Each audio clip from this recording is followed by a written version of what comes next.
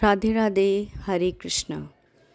7 सितंबर को है गणेश चतुर्थी और साथ में कलंक की चतुर्थी भी है। इसको पत्थर चौथ भी कहा जाता है, पत्थर चौथ भी कहा जाता है।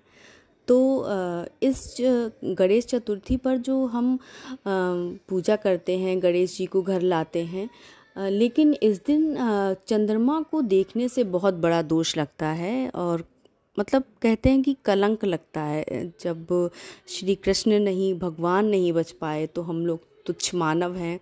हम लोगों की तो कोई ज़रूरत ही नहीं है कि हम बच पाएँ इस कलंक से।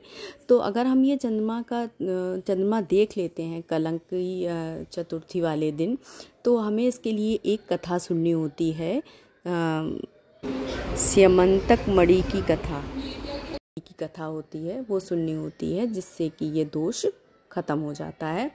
तो क्या है कथा, वो मैं आपसे आज सुनाने जा रही हूँ। तो वो कथा इस प्रकार है।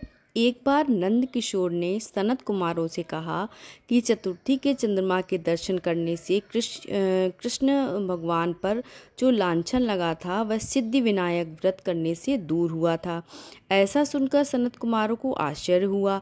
उन्होंने पूर्ण ब्रह्म श्री कृष्ण को कलंक लगने की कथा पूछी तो नंद किशोर ने बताया, एक बार जरासंध के भय से श्री कृष्ण समुद्र के मध्य नगरी बसाकर रहने लगे। इसी नगरी का नाम आजकल द्वारिकापुरी है। द्वारकापुरी में निवास करने वाले सत्राजित यादव ने सूर्य नारायण की आराधना की। तब भगवान सूर्य ने उसे नित्य 8 भार सोना देने वाली स्यमंतक मणि नामक मणि अपने गले से उतार कर दे दी। मणि पाकर सत्राजीत यादव जब समाज में गया तो श्री कृष्ण ने उस मणि को प्राप्त करने की इच्छा व्यक्त की। सत्राजीत ने यह मणि श्री कृष्ण को न देकर अपने भाई प्रसन्नजीत को दे दी। एक दिन प्रसन्नजीत घोड़े पर चढ़कर शिकार के लिए गया। वहां एक शेर ने उसे मार डाला और मणि ले ली। रीछों का राजा जामवंत उस सिंह को मारकर मणि लेकर गुफा में चला गया। जब प्रसन्नजीत कई दिनों तक शिकार से ना लौटा तो सत्राजीत को बड़ा दुख हुआ। उसने सोचा श्री कृष्ण ने ही मणि प्राप्त करने के लिए उसका वध किया होगा। अतः बिना किसी प्रकार की जानकारी जुटाए उसने प्रचार कर दिया कि श्री कृष्ण ने प्रसन्नजीत को मारकर स्यंतक मणि छीन ली है। इस लोक निंदा के निवारण के लिए श्री कृष्ण बहुत से लोगों के साथ प्रसन्नजीत को ढूंढने वन में गए। वहां पर प्रसन्नजीत को शेर द्वारा मार डालना और शेर को रीछ द्वारा मारने के चिन्ह उन्हें मिल गए।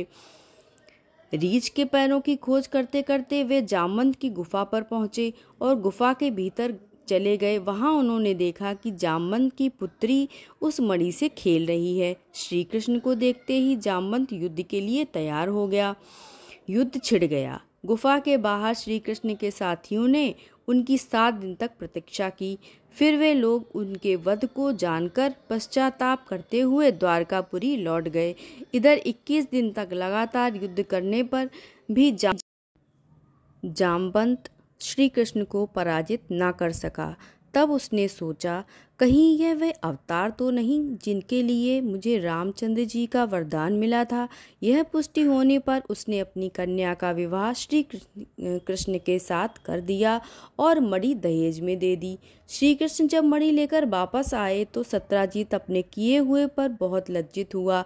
इस लज्जा से मुक्ति होने के लिए उसने भी अपनी पुत्री का विवाह श्री कृष्ण के साथ कर दिया। कुछ समय के बाद श्री कृष्ण किसी काम से इंद्रप्रस्थ चले गए। तब अक्रूर तथा ऋतुवर्मा की राय से सतधनवा यादव ने सत्राजीत को मारकर मणि अपने कब्जे में ले ली।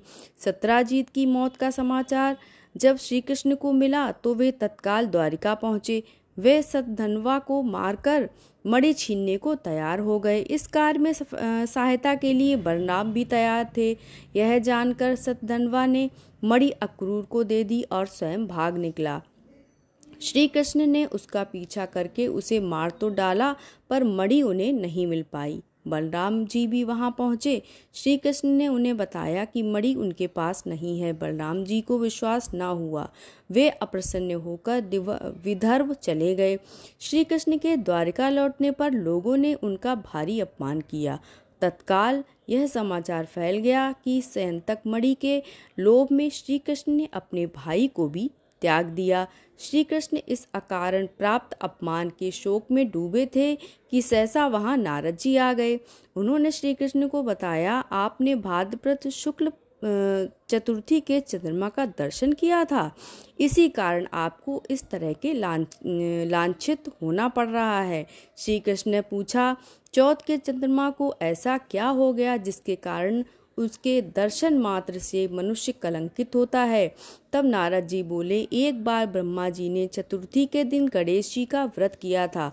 गणेश जी ने प्रकट होकर वर मांगने को कहा तो उन्होंने मांगा कि मुझे सृष्टि की रचना करने का मोह ना हो। गणेश जी ज्यों ही तथास्तु कहकर चलने लगे, उनके विचित्र व्यक्तित्व को देखकर चंद्रमा ने उपहास किया। इस पर गणेश जी ने रुष्ट होकर चंद्रमा को श्राप दे दिया कि आज से कोई तुम्हारा मुख नहीं देखना चाहेगा। श्राप देकर गणेश जी अपने लोक चले गए और चंद्रमा मानसरोवर की कुमुदनियों में जा छुपा। चंद्रमा के बिना प्राणियों का बड़ा कष्ट हुआ। उनके कष्ट को देखकर ब्रह्मा जी की आज्ञा से सारे देवताओं के व्रत से प्रसन्न होकर गणेश जी ने वरदान दिया कि अब चंद्रमा शाप से मुक्त तो हो जाएगा, पर भाद्रपद शुक्ल चतुर्थी को जो भी चंद्रमा के दर्शन करेगा उसे चोरी आदि का झूठा लांछन जरूर लगेगा, किंतु जो मनुष्य प्रत्येक द्वितीया को दर्शन करता रहेगा वह इस लांछन से बच जाएगा। इस चतुर्थी को सिद्धि विनायक व्रत करने से सारे दोष छूट जाएंगे। यह सुनकर देवता अपने अपने स्थान को चले गए। इस प्रकार भाद्रपद शुक्ल चतुर्थी को चंद्रमा का दर्शन करने से आपको यह कलंक लगा है। तब श्री कृष्ण ने कलंक से मुक्ति होने के लिए यही व्रत किया था। कुरुक्षेत्र के युद्ध में युधिष्ठिर ने भगवान श्री कृष्ण से पूछा, भगवान, मनुष्य की मनोकामना सिद्धि का कौन सा उपाय है? किस प्रकार मनुष्य धन, पुत्र, सौभाग्य तथा विजय प्राप्त कर सकता है? यह सुनकर श्री कृष्ण ने उत्तर दिया, यदि तुम पार्वती पुत्र श्री गणेश का विधि पूर्वक पूजन करो तो निश्चय ही तुम्हें सब कुछ प्राप्त हो जाएगा। तब श्री कृष्ण की आज्ञा से ही युधिष्ठिर जी ने गणेश चतुर्थी का व्रत करके महाभारत का युद्ध जीता था। इस प्रकार ये आप कथा जरूर सुन लें। अगर आपने भूलवश चंद्रमा देख लिया है तो आप 100% श्योर हो जाइए कि आपको कलंक जरूर लगेगा, इसलिए आपको ये कथा सुनना अनिवार्य है। तो आप मेरी बात का ध्यान रखेंगे। इसी के साथ कथा का विराम करती हूँ। धन्यवाद।